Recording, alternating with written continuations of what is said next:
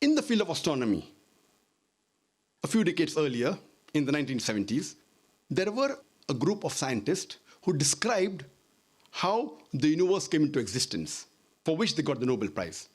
This they called as the Big Bang.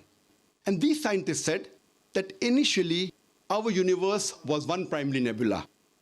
Then there was a secondary separation. There was a Big Bang, which gave rise to galaxies, the stars, the planets, the sun, as well as the earth on which we live. This they called as the Big Bang. This, what the scientists discovered about 40 years back, is mentioned in the Quran 1400 years ago, in Surah Anbiya, chapter number 21, verse number 30, where it says, Awalam Yaral Ladhina Kafaru. Do not the unbelievers see, Anna Samawati wal Arda, Kaanata Ratqan Fafataqnahuma, that the heavens and the earth were joined together and we clove them asunder. This Big Bang, which the scientists discovered recently, is mentioned in the Quran 1400 years ago.